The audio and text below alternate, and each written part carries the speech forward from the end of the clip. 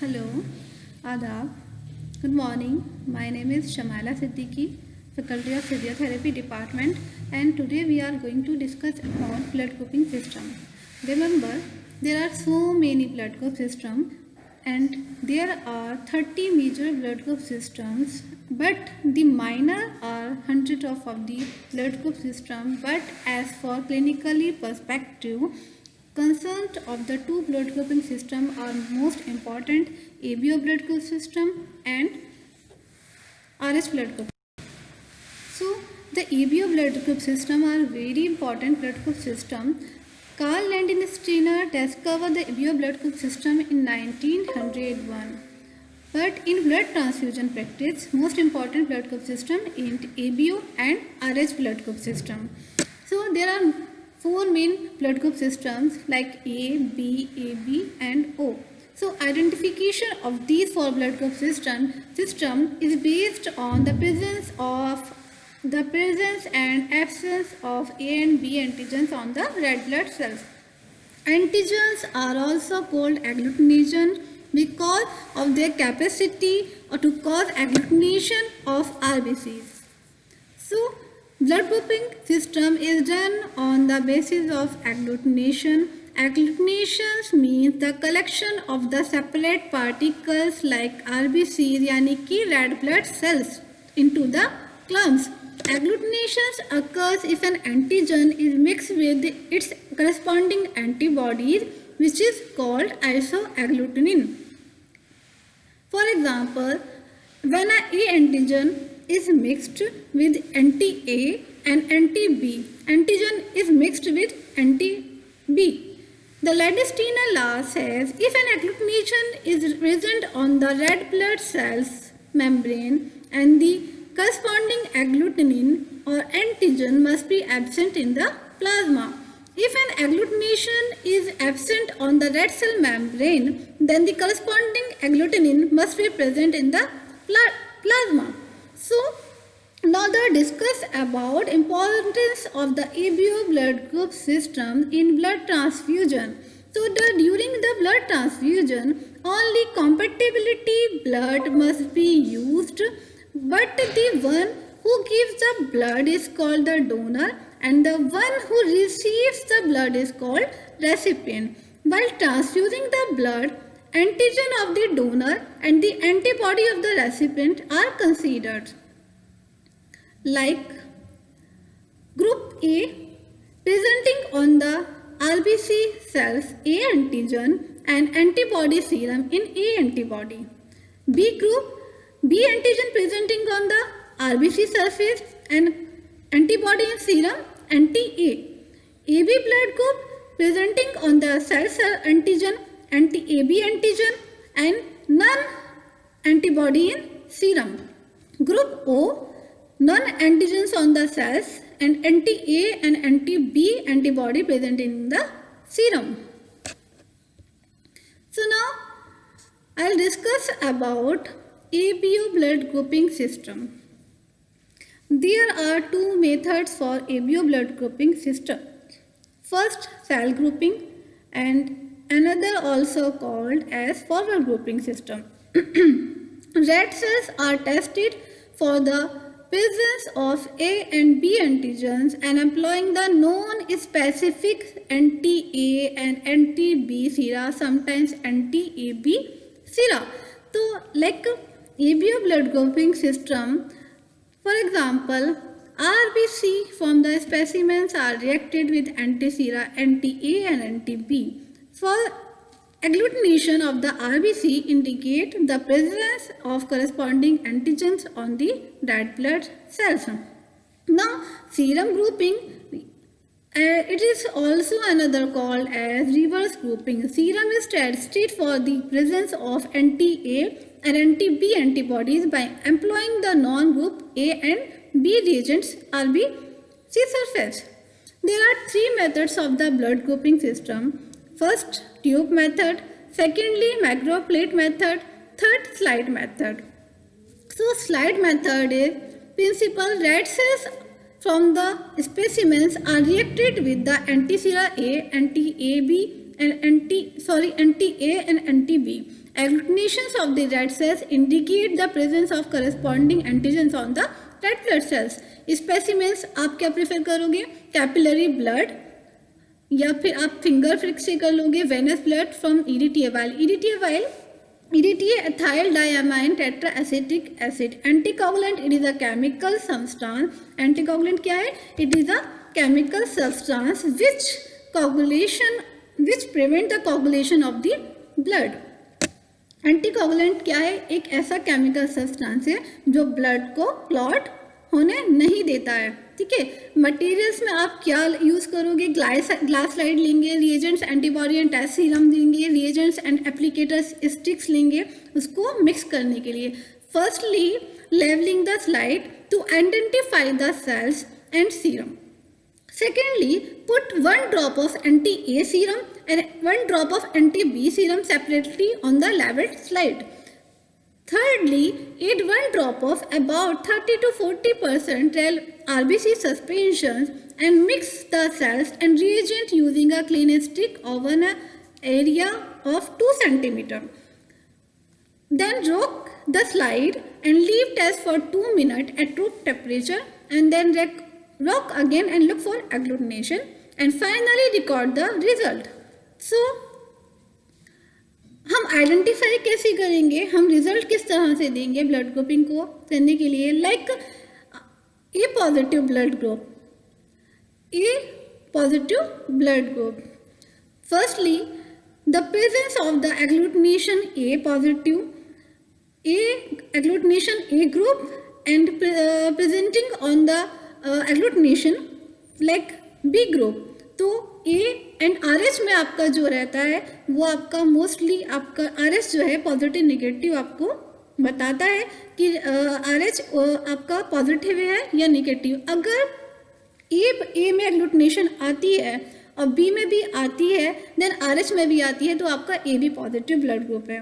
For example A blood group की अगर बात करें, ए अगर एंटीसीलर ए डालेगा, ए में अगर एग्लूटिनेशन आती है तो ठीक, बी में नहीं आती है और RH में आ रही है तो आपका ए पॉजिटिव ब्लड ग्रुप.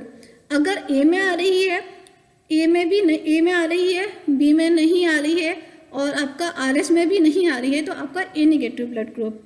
सेम इसी तरह आपका ब्लड ग्रुप बी में आ रही है और RH में भी आ रही है तो बी ब्लड ग्रुप. बी में नहीं आ रही है और RH में बी में आ रही है बट RH में नहीं आ रही है so B negative group. O positive group कि अगर तीनों में आपके एग्लूटिनेशन प्रेजेंट है तो आपका that is called A positive group, sorry O positive group. अब हम RH ग्रुपिंग की बात करते हैं तो the RH blood group system was discovered by Karl and Steiner and Wiener, Stetson and Levine in 1939 and by Steiner and Wiener in 1940. So RH grouping को किस तरह से हम डिफाइन करेंगे?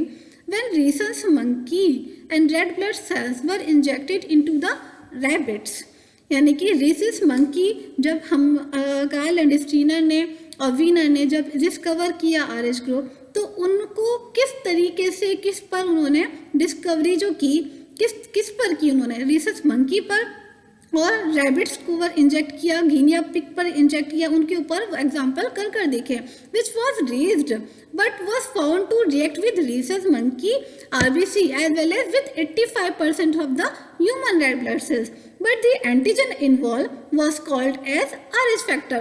जो आपका एंटीजन है उसको हम क्या बोलेंगे? RH फैक्टर, जो कि आपको सिंबल देता है, ये दर्शाता है कि RH पॉजिटिव है या फिर नेगेटिव.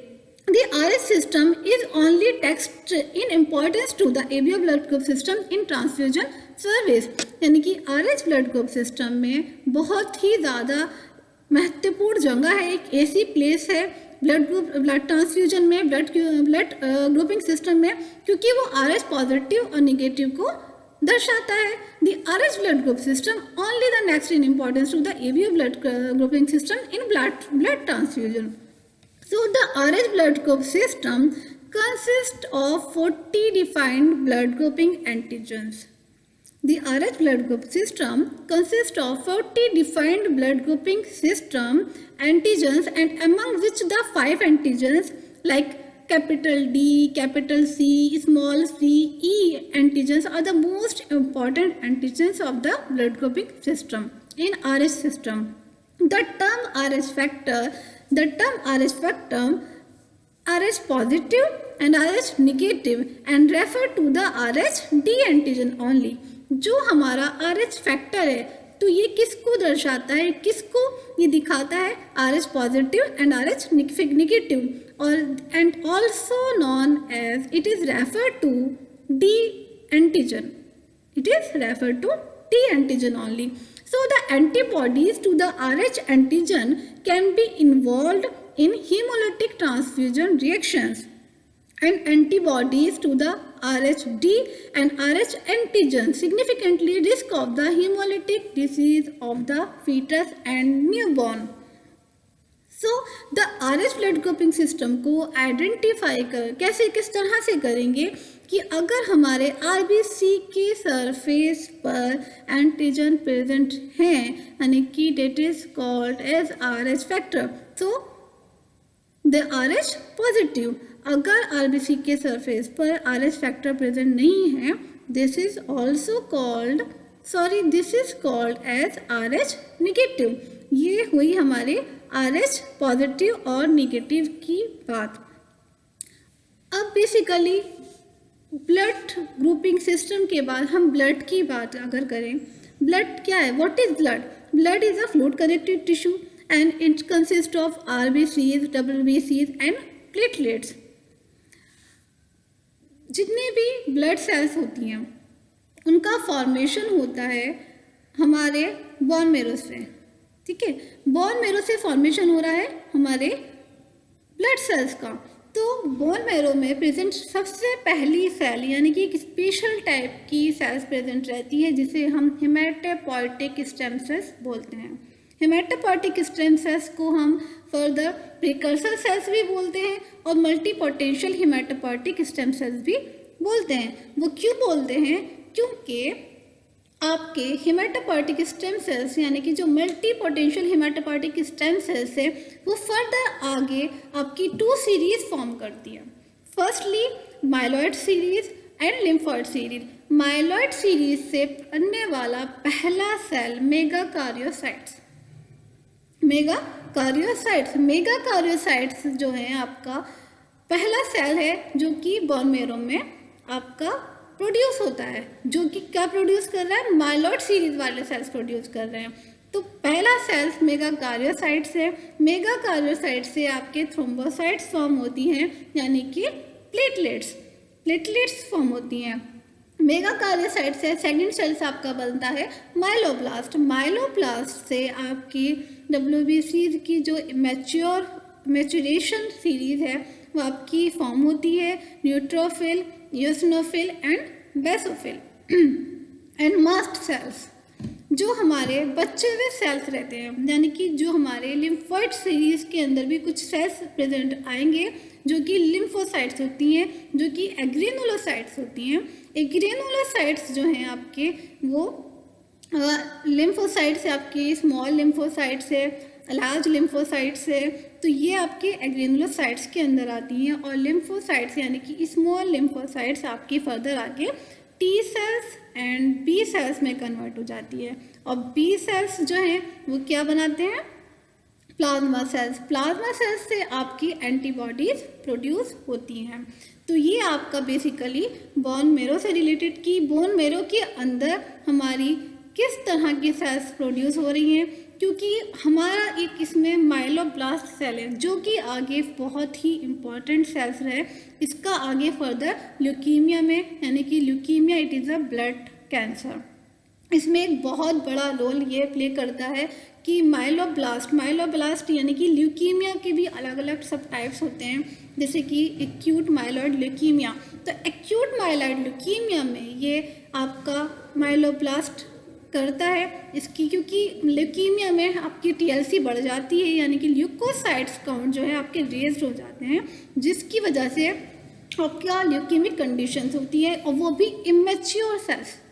इमेच्योर सेल्स आपके कहाँ प्रेजेंट रहते हैं, बोन मैरो के अंदर प्रेजेंट रहते हैं, जो कि जिसे हम मल्टी पोटेंशियल हेमाटोपोइएटिक स्टेम सेल्स बोल रहे हैं, और वो आगे फर्दर पूरी आपकी एक सीरीज फॉर्म कर रही है माइलॉइड एंड लिम्फॉइड। माइलॉइड से ये सारे सेल्स बन रहे हैं और लिम्फॉइड से आपके प्लाज्मा सेल्स बन रहे हैं। प्लाज्मा सेल से आपकी एंटी प्रोड्यूस रहती है।